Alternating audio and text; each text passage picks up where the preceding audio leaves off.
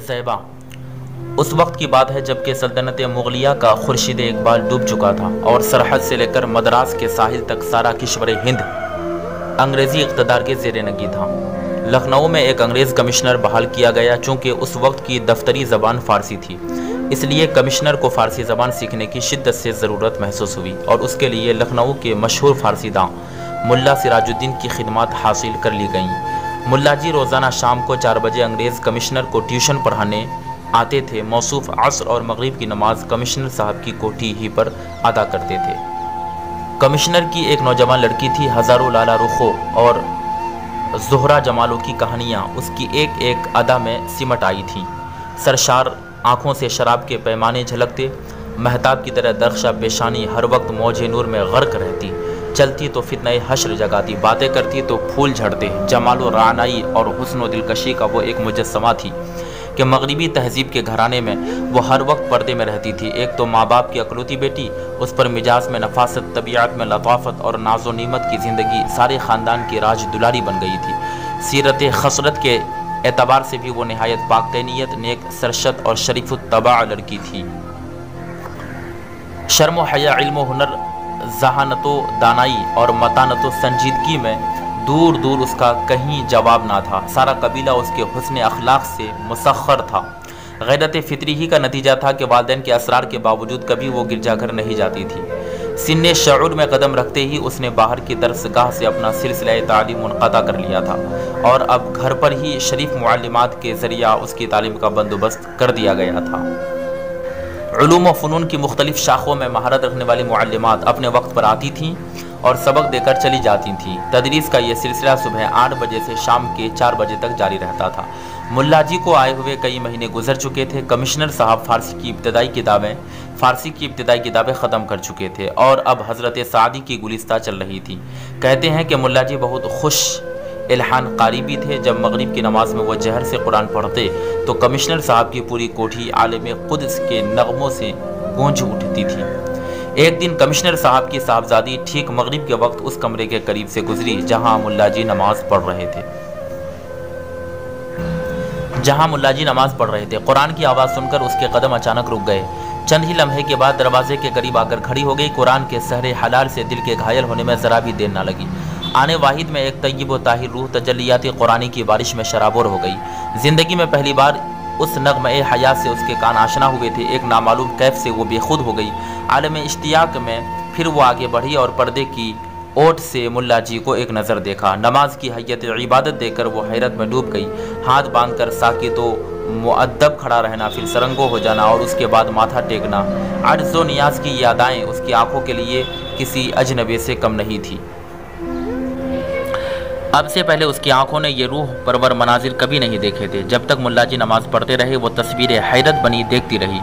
نماز ختم ہو جانے کے بعد جب وہ واپس لوٹی تو جذبات کے سمندر میں ایک تلاطم سا تھا۔ دل از خود اندر سے کسی نامعلوم سمت کی طرف کھینچا جا رہا تھا۔ اس دن ساری رات اپنی بستر پر کروٹیں بدلتی رہی۔ آیات قرآن کا کیف اور نماز کی روحانی کشش ایک لمحے کے لیے بھی اس کے ذہن سے اوجھل نہیں ہو رہی تھی۔ وہ ساری رات یہ سوچتی رہی کہ شیریں نغموں کی سحر ترازی مسلم، لیکن قرآنی نغمہ کا یہ اثر جس نے دل کے کشور کو تہو بالا کر دیا ہے، اسے صرف خوش الحان آواز کا نتیجہ نہیں قرار دیا جا سکتا۔ یقیناً اس کے پیچھے کوئی ایسی حقیقت بول رہی ہے جس کا رشتہ روح انسانی کے ساتھ منسلک ہے۔ پھر اگر نماز نشست و برخاست ہی کا نام ہے تو پھر میرے دل کو کیا ہو گیا ہے؟ قیام و قعود کے سوا انسانوں کی زندگی میں کیا ہے؟ پھر دنیا میں کتنے دل ہے جو کسی کی نشست و برخاست پر عاشق ہوئے ہیں؟ اگر واقعاتاً نماز کی یہی حقیقت ہے تو دل دیوانہ کی لغزش میں کوئی شبہ نہیں ہے۔ پھر سوچتی ہے کہ اتنی آسانی سے دل کی تقصیر کا فیصلہ نہیں کیا جا سکتا۔ ہو نہ ہو یہ نماز بھی اسی عالم کی چیز ہے جہاں انسانی روحوں کا مزاج ڈھلتا ہے اور جہاں سے معنوی حیات کے چشموں کا دھارا پھوٹتا ہے۔ سوچتے سوچتے سحر ہو گئی، لیکن روحانی اضطراب کی آگ ویسے ہی سلگتی رہی۔ اپنا حال خود اپنی سمجھ میں نہیں آ رہا تھا۔ صبح طلوع ہوئی، دن نکلا، لیکن آج کتابوں میں جی نہیں لگ رہا تھا۔ سارا دن شام کے انتظار میں کٹا۔ حسب معمول عصر کے وقت ملا جی ٹیوشن پڑھانے کے لیے تشریف لائے۔ جو ہی ان کے قدموں کی آہٹ ملی، فرط شوق سے صاحبزادی کا دل اچھلنے لگا۔ بڑی مشکل سے سورج ڈوبا اور ملا جی مغرب کی نماز کے لیے کھڑے ہوئے۔ شہزادی قبل از وقت ہی پس پردہ کان لگائے کھڑی تھی۔ قرآن کی آواز کان میں پڑتے ہی دل کا حال بدلنے لگا۔ روح نغمہ جاوید کے کیف میں ڈوب گئی۔ آج دل ہی متاثر نہیں تھا بلکہ آنکھیں بھی اشک بار تھی۔ کئی بار رومال سے بہتے ہوئے آنسو خشک کیے، لیکن چشمے سیال کی طرح اس وقت تک سیلاب امٹتا رہا جب تک ملا جی نے نماز ختم نہیں کر لی۔ اسی عالم کرب میں کئی مہینے گزر گئے۔ دل کے شور محشر سے کوئی واقف نہ تھا۔ ہر روز مغرب کی نماز کے وقت پردہ در سے لگا ہوا جذبات کے تلاطم کا جو طوفان امڑتا تھا، خود ملا جی کو بھی اس کی خبر نہیں تھی۔ اب کئی مہینے کے عرصے میں مسیحی گھرانے کی وہ دوشیزہ نامعلوم طور پر اسلام سے بہت قریب ہو گئی تھی۔ نماز اور قرآن کے عشق نے اب اسے اس راستے پر لا کر کھڑا کر دیا تھا جو کسی بھی وارفتہ حال مسافر کو ذرا سی دیر میں مدینے تک پہنچا دیتا ہے۔ دوسرے لفظوں میں دل اس رسول کی غائبانہ عقیدت سے سرشار ہوتا جا رہا تھا جس نے دنیا کو قرآن اور نماز جیسی نعمت لازوال سے بہرہ اندوز کیا۔ اکثر رات کی تنہائی میں سوچا کرتی تھی کہ جس رسول کے لائے ہوئے پیغام میں یہ کشش ہے، خود اس رسول میں کتنی کشش ہوگی۔ بلا وجہ عرب کے صحرا نشیں اس پر شیفتہ نہیں تھے۔ اس کی زیبائی کا یہی جلوہ کیا کم ہے کہ آج اس کے نادیدہ عشاق سے ساری دنیا بھر گئی ہے۔ یقیناً محمد عربی صلی اللہ علیہ وسلم عظمت و راستی کی ایک سراپا حقیقت کا دوسرا نام ہے۔ ناز کی پلی ہوئی لاڈلی بیٹی روزانہ صبح کو نئے کپڑے زیب تن کر کے باپ کو آداب کیا کرتی تھی۔ باپ کے دل کی شادابی اور روح کی آسودگی کا یہ سب سے بڑا ذریعہ تھا۔ آج وہ بڑی سج دھج سے آداب کرنے آئی تھی۔ آداب سے فارغ ہو کر مچلتے ہوئے ناز میں کہا، فادر ایک درخواست پیش کروں، قبول فرمائیے گا۔ بیٹی کے ان الفاظ پر باپ کی روح جھوم اٹھی۔ شفقت پیدری کا جذبہ پھوٹ پڑا۔ فرط محبت میں بے قابو ہو کر جواب دیا، میری لخت جگر، ساری زندگی یہ آرزو رہ گئی کہ دوسرے بچوں کی طرح تم بھی کچھ فرمائش کرو اور میں اسے پوری کر کے تمہاری مسرتوں کا تماشا دیکھوں، لیکن نہ جانے تمہاری افتاد طبع کیسی واقع ہوئی ہے کہ یہ آرزو تشنا ہی رہی۔ اب جب کہ زندگی میں پہلی بار اپنے ارمان کے اظہار کے لیے تمہاری زبان کھلی ہے تو کیا اب یہ بھی پوچھنے کی ضرورت ہے کہ میں اسے قبول کروں گا یا نہیں؟ تمہارے علاوہ کون میری زندگی کی امیدوں کا مرکز ہے جس کے لیے کوئی بات اٹھا رکھوں گا؟ بیٹی نے نگاہ نیچی کیے، رکتے جھجکتے ہوئے بڑی مشکل سے اتنے الفاظ ادا کیے، مجھے اجازت دیجیے بابا جی کہ ملا جی سے میں بھی فارسی کی تعلیم حاصل کروں۔ باپ نے یہ سن کر ایک کہا لگایا اور بیٹی کو تھپکاتے ہوئے کہا، اتنی ذرا سی بات کے لیے تم نے اتنی زبردست تمہید باندھی؟ میرا تو گمان تھا کہ تم کوئی اہم فرمائش کرنے والی ہو۔ تمہیں اجازت ہی نہیں بلکہ تحسین و آفرین بھی ہے کہ تمہارے اندر حصول علم کا شوق جاگ اٹھا ہے۔ دوسرے دن ملا جی بعد نماز مغرب صاحب زادی کو بھی فارسی کی تعلیم دینے لگے۔ محنت و ذہانت نے تھوڑے ہی عرصے میں فارسی زبان سے اچھی طرح روشناس کر دیا۔ دوران تعلیم ہی میں ایک دن صاحب زادی نے ملا جی سے کہا، اگر آپ کو زحمت نہ ہو تو پیغمبر اسلام کی سیرت پر مسلمان مصنفین کی چند کتابیں میرے لیے فراہم کر دیجیے۔ ملا جی کو اس عجیب و غریب فرمائش پر حیرت تو ضرور ہوئی لیکن وہ کچھ کہہ نہیں سکے۔ دوسرے دن چند مستند اور مفید کتابیں لا کر حوالے کر گئے۔ نماز و قرآن والے پیغمبر کی زندگی سے واقف ہونے کا موقع حاصل کر کے صاحب زادی کی مسرتوں کی کوئی انتہا نہیں تھی۔ جذبہ شوق کے عالم میں کتاب کا پہلا ورق کھولا اور کائنات کی سب سے معظم ترین ہستی کی زندگی کا مطالعہ شروع کیا۔ ورق ورق پر فضل و رحمت، جلال و جمال، عظمت و زیبائی، طہارت و تقدس، صبر و تحمل، جود و کرم، زہد و عبادت، فقر و ایثار، علم و حکمت، اعجاز و توانائی، قدرت و اختیار و قرب الہی کی جلوہ آرائی اور آسمان شوکت و اقتدار کے مناظر دیکھ کر دل کی دنیا جگمگا اٹھی۔ فرتے شوق میں پلکوں پہ موتی کے قطرے جھلملانے لگے۔ لالا کی پنکھڑی جیسے ہونٹ حرکت میں آئے اور ایک ننھی سی آواز فضا میں گونجی، محمد صلی اللہ علیہ وسلم کی خداوند، تو گواہ رہنا کہ مسیحی مذہب سے نکل کر تجھ پر اور تیرے آخری رسول پر ایمان لاتی ہوں۔ اے قادر و توانا معبود، تیرے محبوب پیغمبر کا واسطہ میرے آنے والی زندگی کو کفر کی یلغار سے محفوظ رکھنا۔ دل میں عشق محمدی کا چراغ جل چکا تھا۔ اب ایمان بالغیب کی ایک نئی دنیا نظر کے سامنے تھی۔ حیات سرور کونین کی 63 سالہ تاریخ ذہن میں گھوم رہی تھی۔ سرکار کا جسم، ان کا نورانی پیکر، دل ربا چہرہ، سرمگی آنکھیں، عطر برساتی ہوئی عنبری زلفیں، موجہ نور میں لہراتا ہوا عریض تابہ، جمال سراپا کا ایک ایک نقش و نگار، تصورات کی دنیا پر چھایا ہوا تھا۔ پچھلے پہر جو ہی آنکھ لگی، قسمت بیدار نے آواز دی، رحمت و نور اور محبت و دلکشی کی جو دنیا تصور میں گھوم رہی تھی اب وہ نظر کے سامنے تھی۔ کوٹھی کے قریب ہی ایک مسجد تھی۔ جیسے ہی مؤذن نے اشہد ان لا الہ الا اللہ و اشہد ان محمد رسول اللہ کا کلمہ فضا میں نشر کیا، آنکھ کھل گئی۔ کلمہ اسلام سن کر دل بیتاب ہو گیا، ایمان کی امنگیں جاگ اٹھی۔ کلمہ اسلام سن کر دل بیتاب ہو گیا، ایمان کی امنگیں جاگ اٹھی۔ آج چہرہ بشاشت سے کھلا جا رہا تھا، کونین کی ارجمندی بال بال سے پھوٹ رہی تھی۔ ایک لالا رخ حسینہ کا اپنا ہی جمال کیا کم تھا کہ وہ چشمہ نور میں غوطہ لگا کر آ گئی تھی، اب تو گل قدع فردوس کی حور معلوم ہو رہی تھی۔ فرط تابندگی سے چہرے پر نظر جمانا مشکل تھا۔ حسن و دلکشی کی یہ نمایاں تجلی دیکھ کر ماں باپ کو بھی حیرت ضرور تھی، لیکن وہ اسے حضرت مریم کی عقیدت کا فیضان سمجھ رہے تھے۔ اس دن کافی انتظار کی زحمت اٹھانے کے بعد ملا جی تشریف لائے۔ نماز مغرب سے فراغت کے بعد صاحب زادی پڑھنے کے لیے حاضر ہوئی۔ جو ہی چہرے پر نظر پڑی ملا جی کی آنکھیں پھٹی کی پھٹی رہ گئیں۔ صاحب زادی نے کہا، حیرت نہ کیجیے، مجھے کلمہ پڑھا کر میرے اسلام پر گواہ بن جائیے، اور دیکھیے میں نے اپنا نام فاطمہ رکھ لیا ہے، آئندہ مجھے اسی نام سے یاد کیجیے گا۔ ملا جی بہت کمزور دل آدمی تھے، بڑھاپے میں کمشنر صاحب کو پڑھانے کا جو موقع مل گیا تھا اسے وہ بہت غنیمت سمجھتے تھے۔ پھر صاحب زادی کے حالات سے بھی بے خبر تھے۔ لرزتے ہوئے صاحب زادی کو جواب دیا، دل کا مسلمان ہو جانا خدا کے تئیں نجات کے لیے کافی ہے۔ صاحب زادی نہ ابھی اپنے اسلام کا آپ اعلان کریں، جب بھی فلاح و اخروی کا استحقاق کہیں نہ جائے گا۔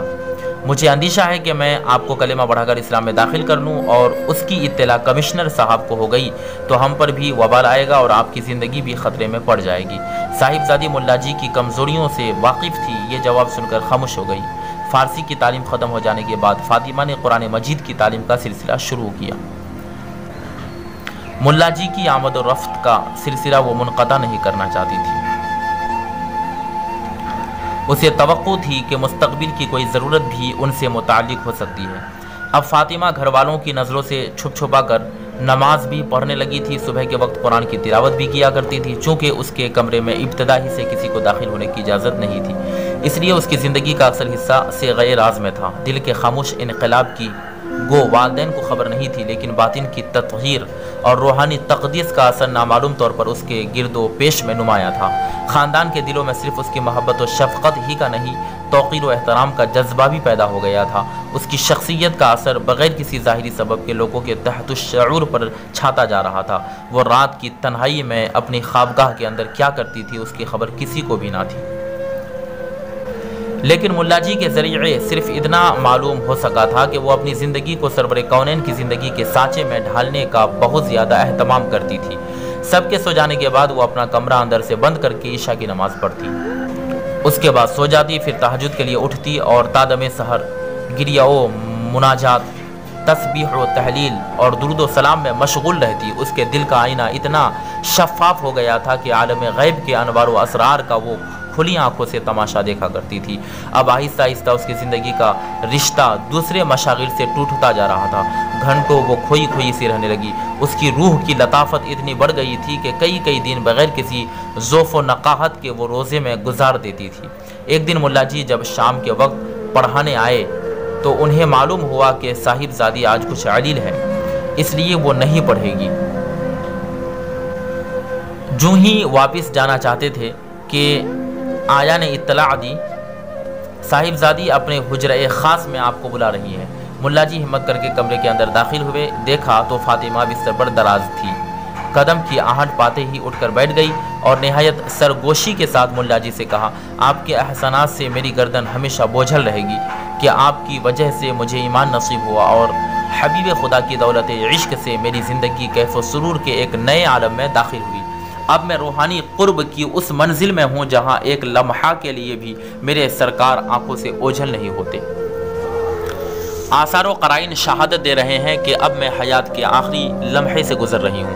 عالم قدس کا پیامی جلد ہی آنے والا ہے، میں بھی اس کی منتظر آنکھوں سے راہ دیکھ رہی ہوں۔ رخت سفر باندھ کر میں نے اپنی تیاری مکمل کر لی ہے۔ اپنے انجام کی فیروز بختی پر دل اتنا مطمئن ہے کہ مسکراتے ہوئے پے کے اجل کا خیر مقدم کروں گی۔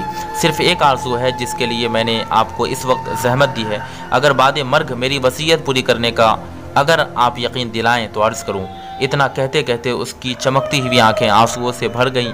ملا جی بھی اپنے تئیں سنبھال نہ سکے اور وہ بھی اشک بار ہو گئے۔ بھررائی ہوئی آواز میں جواب دیا، خدا آپ کی زندگی کا اقبال بڑھائے، آپ کی عمر کی برکتوں کو دراز کرے۔ نصیب دشمنہ مرگ ناگہاں کی خبر سننے کے لیے ہم ہرگز تیار نہیں ہیں، لیکن علم الہی میں اگر یہی مقدر ہو چکا ہے تو کوئی اسے ٹال نہیں سکتا۔ آپ اپنی آرزو کا برملا اظہار فرمائیے، میں اس کی تعمیل کا آپ کو یقین دلاتا ہوں۔ صاحب زادی نے رازدارانہ لب و لہجہ میں کہا، آپ جانتے ہیں کہ میرے قبول اسلام کی خبر گھر والوں کے علم میں نہیں ہے۔ وہ تاغنوز مجھے اپنے آبائی مذہب کا پیرو سمجھ رہے ہیں۔ وہ میں نے آج تک گرجا میں قدم نہیں رکھا ہے، لیکن وہ اسے میری غیرت حیا پر محمول کرتے ہیں۔ اس سے مجھے یقین ہے کہ وہ بعد مرگ میری تجہیز و تکفین مسیحی مذہب کے مطابق کریں گے اور مسیحی قبرستان میں میرا مدفن بتائیں گے۔ میں نہیں چاہتی کہ اپنا اسلام ظاہر کر کے میں آپ کو اور یہاں کے دوسرے مسلمانوں کو آفات کا نشانہ بناؤں، اس لیے میری مؤدبانہ گزارش ہے کہ بعد مرگ جب وہ مجھے عیسائیوں کے قبرستان میں دفن کر دیں تو رات کے کسی حصے میں میرا تابوت نکال کر اسلامی طریقے کے مطابق مجھے کسی مسلمان قبرستان میں دفن کر دیں، تاکہ اہل ایمان کے جوار میں رہ کر میری روح کو دائمی سکون حاصل ہو۔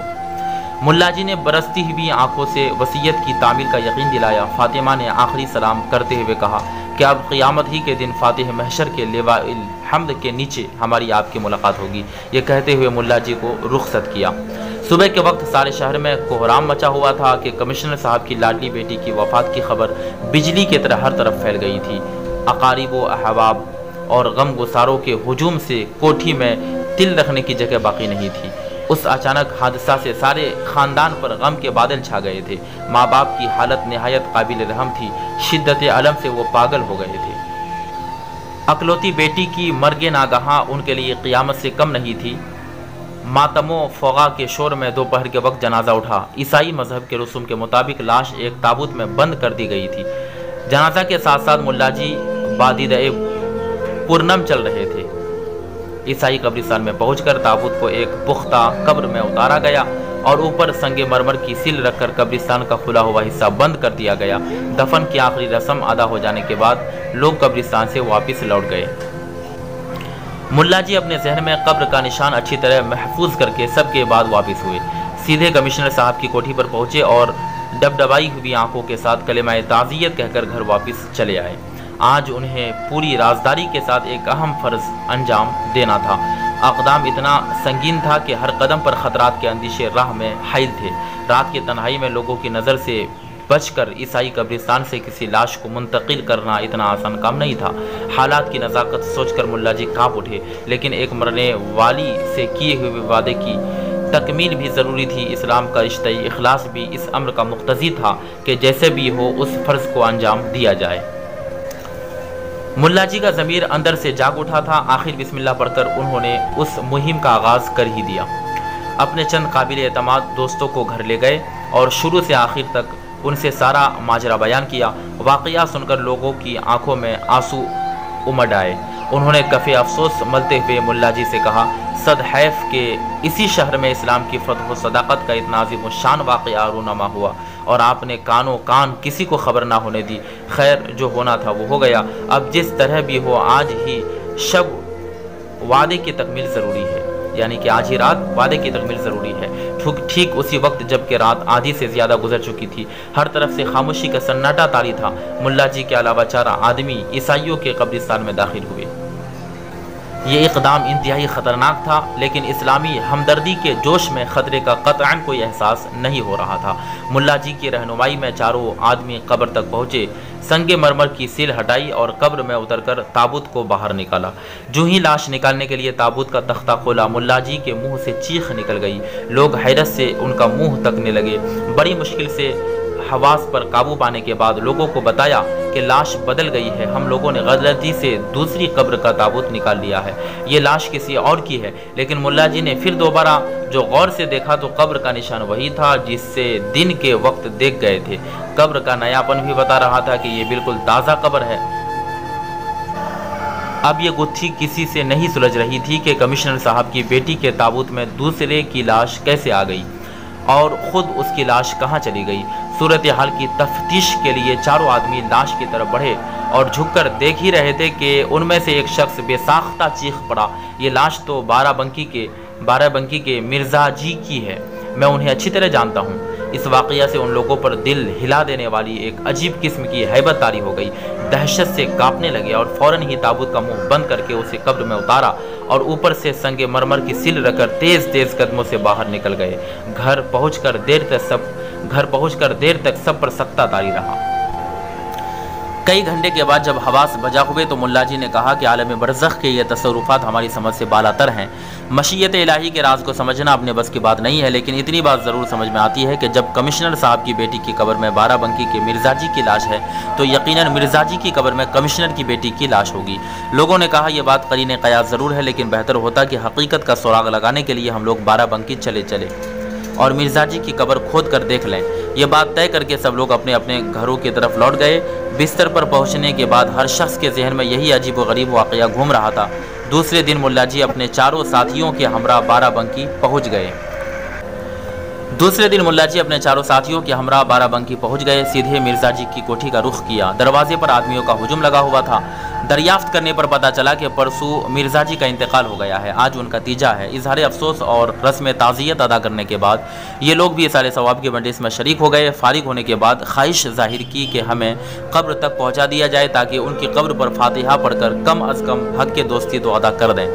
ایک شخص کی رہنمائی میں قبرستان پہنچ کر فاتحہ پڑھی اور قبر کا نشان اچھی طرح ذہن میں محفوظ کر کے اپنی قیام گاہ پر واپس لوٹ آئے۔ سارا دن مرزا جی کے حالات معلوم کرتے رہے۔ پتہ چلا کہ اس علاقے کے وہ ایک چھوٹے موٹے نواب تھے، انگریزی تہذیب کے دلدادہ اور انگریزوں کے غایت درجہ بہی خواہ تھے۔ شام و سحر زندگی عیش و عشرت میں ڈوبی ہوئی تھی۔ گھر کا سارا ماحول انگریزی تمدن میں غرق تھا۔ شام کے وقت کھانے سے فارغ ہو کر اس وقت کا انتظار کرنے لگے جب کہ سارے شہر پر نیند کا سناٹا طاری ہو جائے۔ خدا خدا کر کے جب آدھی سے زیادہ رات ڈھل گئی تو پانچوں آدمی اٹھے اور دبے پاؤ قبرستان کی طرف چل پڑے۔ خطرناک اقدام کی دہشت سے دل کی دھڑکن تیز ہو گئی، لیکن حقیقت حال کی جستجو کے جنون میں آگے بڑھتے گئے، یہاں تک کہ قبرستان میں داخل ہو گئے۔ اپنے حافظے کی رہنمائی میں آسانی سے مرزا جی کی قبر تک پہنچ گئے۔ کانپتے ہوئے ہاتھوں سے قبر کی مٹی ہٹانی شروع کی۔ کافی دیر کے بعد تختہ نظر آیا۔ اب ہمت کر کے دو شخص قبر میں اترے اور ایک ایک کر کے تختہ ہٹایا۔ اب سفید رنگ کا کفن سامنے نظر آ رہا تھا۔ کافی جد و جہد کے بعد بھی کفن کھولنے کی ہمت جواب دے چکی تھی۔ ہر شخص اپنی جگہ سہما جا رہا تھا کہ معلوم نہیں کفن کا منہ کھولنے کے بعد کیا نقشہ نظر آئے۔ کافی جرت سے کام لے کر ایک شخص نے پائیتی کے تختے پر کھڑے ہو کر چہرے سے کفن کا نقاب الٹ دیا۔ جو ہی چہرے پر نظر پڑی، دہشت سے لوگوں کا خون سوکھ گیا۔ مرزا جی کی لاش کے بجائے قبر میں ایک عرب کی لاش پڑی ہوئی تھی۔ ڈیل ڈول اور چہرے بشرے سے وہ عرب ہی معلوم ہو رہا تھا۔ یہ منظر دیکھ کر لوگ حیرت میں ڈوب گئے۔ جلد جلد کفن کو درست کیا، تختے لگائے اور مٹی برابر کر کے قبرستان سے باہر نکل آئے۔ مارے ہیبت کے سانس پھول رہی تھی۔ قیام گاہ پر پہنچ کر ایک ہولناک سکتے کی کیفیت سب پر طاری تھی۔ قدرت کا یہ عجیب و غریب تماشا سمجھ میں نہیں آ رہا تھا کہ آخر کمشنر کی لڑکی کی لاش کہاں غائب ہو گئی۔ نیند کچھ زیادہ گہری نہیں تھی، صرف پلک جھپکی تھی کہ ملا جی نے ایک نہایت حسین و دلکش خواب دیکھا۔ وہی کمشنر کی بیٹی فاطمہ حوران خود کے جھرمٹ میں سامنے کھڑی مسکرا رہی ہے۔ قریب آ کر اس نے سلام کیا۔ عالم برزخ کی سرگزشت بیان کرتے ہوئے اس نے کہا، میری روح جب عالم بالا کی طرف لائی گئی تو رحمت الہی نے مجھے ڈھانپ لیا۔ میرے کفن کا تار تار بارش نور میں بھیگ گیا۔ میرے گمان سے زیادہ رحمت نے میری توقیر و اعجاز کا اہتمام فرمایا۔ حوران خلد نے مجھے چشمہ نور میں غوطہ دیا۔ میں نکھر گئی۔ میرے حسن کی چاندنی جنت کے میدانوں میں ہر طرف بکھر گئی۔ میں دیکھ رہی ہوں کہ عالم برزخ میں ہر طرف شوکت محمدی کے جھنڈے گڑے ہوئے ہیں۔ سارے انبیاء و مرسلین ان کے دربار کے نیاز مند حاضر باش ہیں۔ جب میری روح ان کی بارگاہ میں لائی گئی تو تجلیات کی تیز بارش سے آنکھیں خیرہ ہو گئی۔ ان کی ناز بردار رحمتوں نے میری ہستی کا فروغ بڑھا دیا۔ حکم ہوا کہ میری لاش طیبہ کی سرزمین پر منتقل کر دی جائے، اسی خطے اقدس میں جہاں 80,000 عاشقان جمال آسودہ خواب ہیں۔ جس دن میری لاش عیسائیوں کے قبرستان میں دفن کی گئی تھی، اسی دن 3 لاشیں اپنی اپنی قبروں سے منتقل کی گئی۔ مدینے میں ایک عرب سوداگر جسے ہندوستان بےحد پسند تھا، عرصہ قدیم سے اس کی آرزو تھی کہ وہ یہاں بود و باش اختیار کریں۔ جب وہ مر گیا اور لوگوں نے اس کی لاش کو جنت البقیع میں دفن کیا تو عالم برزخ کے کار پروازوں کو حکم ہوا کہ مدینے میں رہ کر ہندوستان میں سخودی اختیار کرنے کی آرزو رکھتا تھا۔ مدینے کی زمین اس کی نگاہ میں عزیز نہیں تھی، اس لیے اس کی لاش کو ہندوستان منتقل کر دیا جائے، اسے یہاں پر رہنے کا کوئی حق نہیں ہے۔ دوسری لاش بارہ بنکی کے مرزا جی کی تھی۔ عیسائیوں کے ساتھ غایت درجہ الفت کی وجہ سے وہ زندگی بھر انگلستان جانے کی تمنا میں مرتے رہے، بھول کر بھی انہیں دیار عرب کا خیال نہیں آیا۔ جب ان کی لاش دفن کی گئی تو حکم ہوا کہ اسلام سے بیگانہ ہو کر اس نے جس عیسائی قوم کے ساتھ زندگی کے دن گزارے ہیں اسے اسی قوم کے قبرستان میں منتقل کر دیا جائے۔ اموات مسلمین کے ساتھ اسے ہرگز نہیں رکھا جا سکتا۔ اپنا سلسلہ بیان جاری رکھتے ہوئے فاطمہ نے خواب ہی میں کہا کہ فرمان غیب کے مطابق مدینہ کے احاطہ نور سے عرب کی لاش بارہ بنکی کے قبرستان میں منتقل کی گئی اور اس کی خالی شدہ قبر میں لکھنؤ سے میری لاش پہنچا دی گئی اور مرزا جی کی لاش کو عیسائیوں کے قبرستان میں میری جگہ پر منتقل کر دیا گیا۔ فاطمہ نے کہا کہ عالم برزخ کے ان واقعات پر حیرت کی وجہ نہیں، موت کے بعد انسان کے اعتقاد اور عمل کا اثر اس کی برزخی زندگی پر یقیناً پڑتا ہے۔ یہاں پر ہر آن اس طرح کے مناظر نگاہوں سے گزر رہے ہیں، میں واضح طور پر محسوس کر رہی ہوں کہ اس عالم میں کسی عمل کو بھی وہ اعجاز حاصل نہیں ہے جو عشق رسول کو ہے۔ میری روحانی آسائش و تکریم کی ساری ارجمندی عشق رسول کا ہی صدقہ ہے۔ یہ حقیقت ہے کہ رحمت و کرم کی تسخیر کے لیے اس سے زیادہ زود اثر نسخہ بنی نوح انسان کو اب تک میسر نہیں آ سکا۔ کاش خاندان گیتی کے رہنے والے اس راز کو سمجھ سکتے۔ اتنا کہنے کے بعد فاطمہ کی روح نگاہوں سے اوجھل ہو گئی۔ ملا جی کی جب آنکھ کھلی تو ان پر ایک رقت انگیز کیفیت طاری تھی، بار بار وہ سینہ پیٹتے تھے کہ ہائے میں نے فاطمہ کی قدر نہیں پہچانی۔ اس خواب نے غفلت کا سارا خمار اتار دیا، جس نے سنا دم بخود ہو کے رہ گیا۔ برزخ کے حالات پر لوگوں کا یقین تازہ ہو گیا، قبر کے بھیانک انجام سے لوگ ڈرنے لگے۔ کہتے ہیں کہ ان پانچوں آدمیوں پر چشم دید واقعات کا اتنا گہرا اثر پڑا کہ ان سب کی زندگی اچانک بدل گئی۔ وہ ترک دنیا کر کے یاد الہی میں